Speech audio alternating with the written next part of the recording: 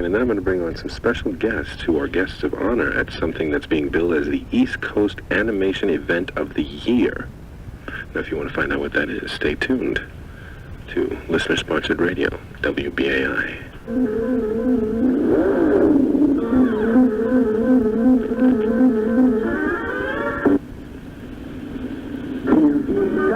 Here comes the big racer, he's the demon on wheels.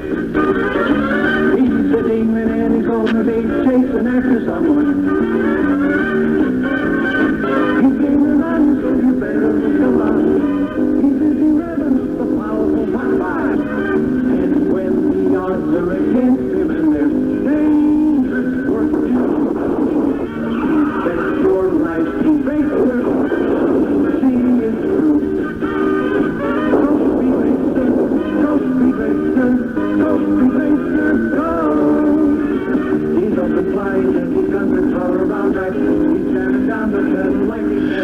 Okay, now that for most people, especially people my age and maybe a little older, maybe a little younger, that was my first taste of, I guess, what they'd call Japanese animation. There was something called Kimba, the White Lion, which I remember very well, which was, which is being called very similar to The Lion King. And there was also Gigantor, there was Astro Boy, there was Prince Planet. There were a whole bevy of what I didn't know at the time were Japanese animated cartoons. Now I'm sitting here with three, I think, possibly four, but three guests of something called this weekend Anima East. And anima is a term that means Japanese animation. And it's Anima East 94. It's happening this weekend, November 11th to the 13th, at the Brunswick Hilton and Towers in East Brunswick, New Jersey. But I'm sitting here with Peter Fernandez. How are you, Peter? Fine. Okay. And Peter, who those who like Speed Racer may remember, was the voice of Speed Racer.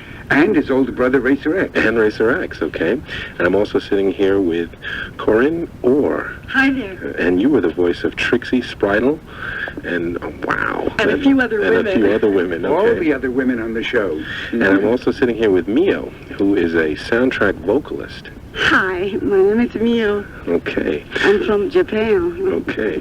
Well, now, let me start here with how Japanese animation has impacted on American culture. Maybe I'll talk to you a little, Peter. And I think we have Martin. Are you there on the line, Martin? Yes, I am. Okay. Now, Martin, you're putting together this event, and tell me how Peter, Fernandez, Corinne, and Mio all figure into this phenomenon of Japanese animation.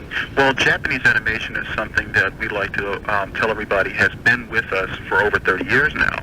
As you said, cartoons like Astro Boy, Kimba, and Gigantor are cartoons that have been on the air for over 30 years. Astro Boy's first program was aired the same time in America and in Japan. This is an exciting time for us now that basically what's going on is that a lot of people who've grown up watching these programs have gone on to start their own companies based on these things. The people like Peter and Corinne are some of the people who helped set a lot of us on this, wonderful trek into the world of animation.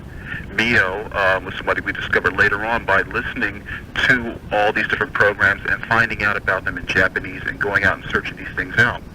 Now, let me ask you this. Now, the animation techniques have changed a lot, and so have the storylines. What I remember in Speed Racer were all kinds of adventures of Speed being on a different race and running into these kinds of villains and things like that. But the animation that we see now in Japanese animation have very, very adult themes. They're not for kids.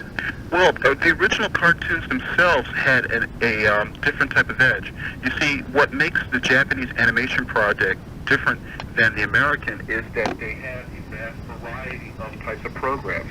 They can do things for children, they can do things for adults, they can do things for anybody. And that's what makes them so very special. These type of cartoons have been on the air for a long time now, and that's what makes these things special for children. Okay.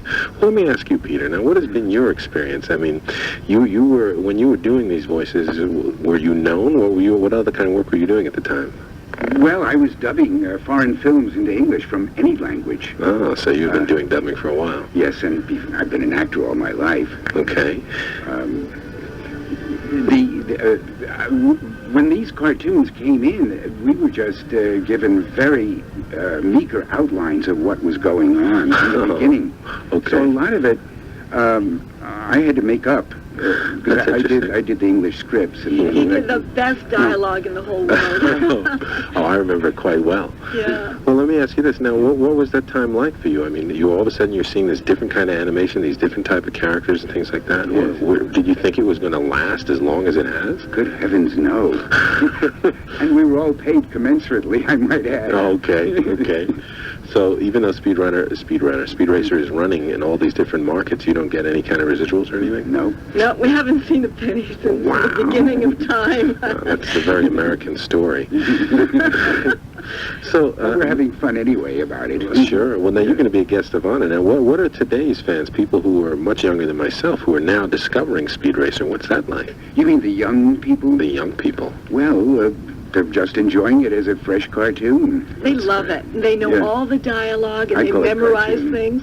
It is a cartoon, yeah. It is And they cartoon. get all excited, and we're really flattered because we love doing it, and we still love, associating ourselves with it. Wow.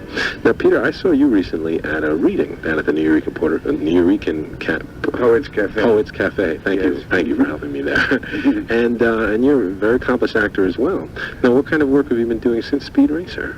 Well, since Speed Racer, I, of course, continued dubbing the foreign films, but then I do I've done a lot of commercials, the voice that you hear behind a commercial on television. Oh, okay. So that's you. You do a lot of voiceovers. What about you, Corey? Oh, I do too, and I guess I'm famous for Snuggle the Bear. That's right. You're Snuggle the Bear? Yeah, that's me. I'm cute. Oh, my goodness. So I'm still doing voiceovers, all kinds of cartoons, straight, everything. I Wow. have wonderful ages. Train Well, them. you both had such resonant voices that it really, it was as a shock just seeing you when I saw you on stage. I wanted to go up and shake your hand. I said, my goodness, I grew up hearing that voice, a Speed Racer. Not what I was doing in that reading, though. I was playing an over-the-hill mafia guy. True, but I could still tell. It was Speed Racer. He'd aged. He got into the mafia. He's still Speed Racer. You have Wow. to subsidize those cars somehow. That's it. Well, now let me ask you here, Mio. Now, how did you get involved in Japanese animation and singing songs for these things?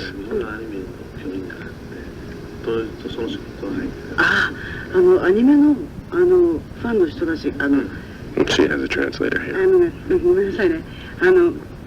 今までのアニメーションの歌ってる人じゃなくて、なんかもっとロックっぽい、ちゃんとロックっぽい歌の歌えるシンガーを探してたんです。それで私がライブハウスで歌ってる時にピックアップされたの。それだけかな最初。 During the time when she made her first song, which we brought with us, by the way, Okay. anime fans in Japan went to seek her out, and her single for the show was so popular that fans started to seek her out, and that way she got more gigs, more live performances, and her career just skyrocketed after that.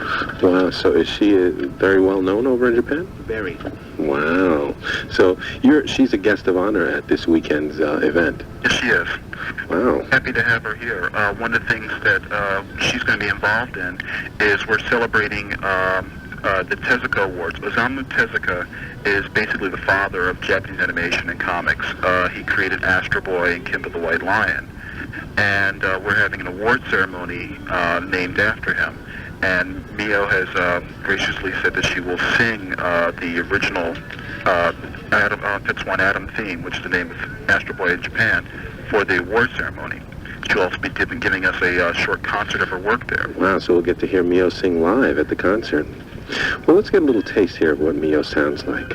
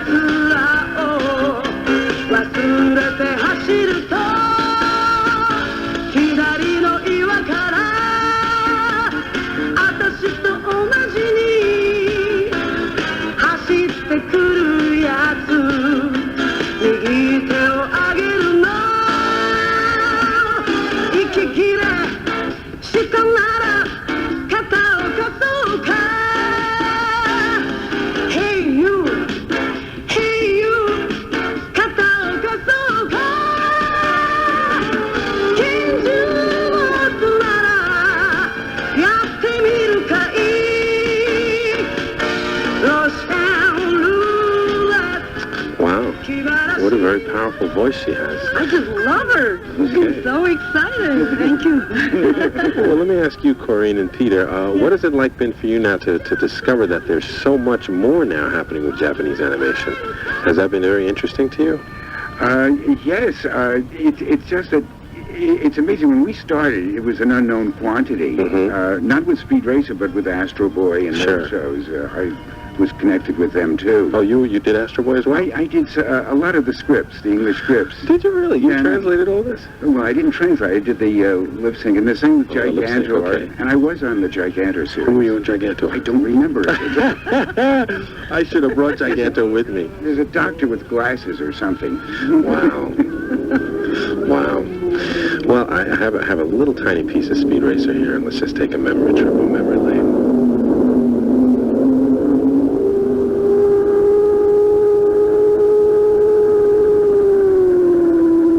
The story begins on that hot, dusty day when I was competing in the first stage of the Sahara race.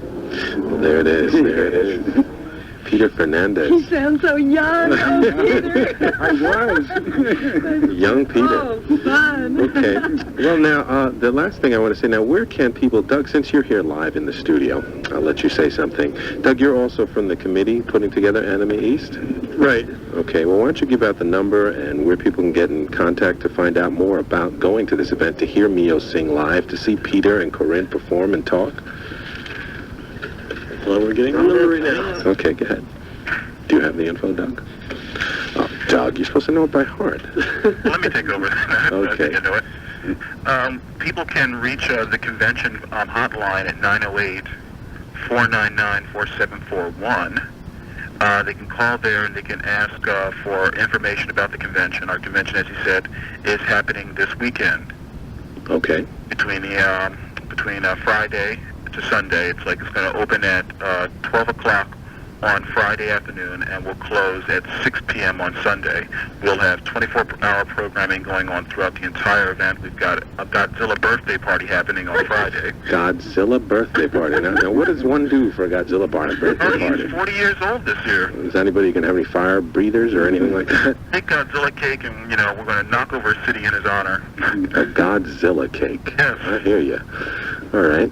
Well, I want to thank all of you for coming down. Corinne, Peter, I would love to have you. I do a late night show called Night Shift, and this is right up my alley. Oh, great. We'd love to Would come, you love Mike. to come? Sure, Oh, Mike. Great. Well, I want we to get like your it numbers. here. Okay, great. So, anything you guys want to say before we go in terms of... No, I just like to thank everybody for remembering that show. So, Great. Yeah, we're really flattered. Oh, I It's can't been forget. fun. It's been Yeah. such fun. All right. Well, thank you. and Doug, anything you want to say since you did show up here? Sure. If anyone needs any help when they're at the convention, I'll be at the AID, trying to help all the convention attendees find their way around. Okay. And Mio wanted to say something? Ah, 一生懸命力いっぱい歌うんで、ぜひたくさん会いに来てくださいね、皆さん。 Please come to the convention. We're going to have it'll be a great time. Everybody's been working really hard for this. Okay, well, thank you all for coming down. Thanks for having me. Thanks so much. Okay. See you, Mike. Thank you. Bye. All right, bye, Martin. Bye.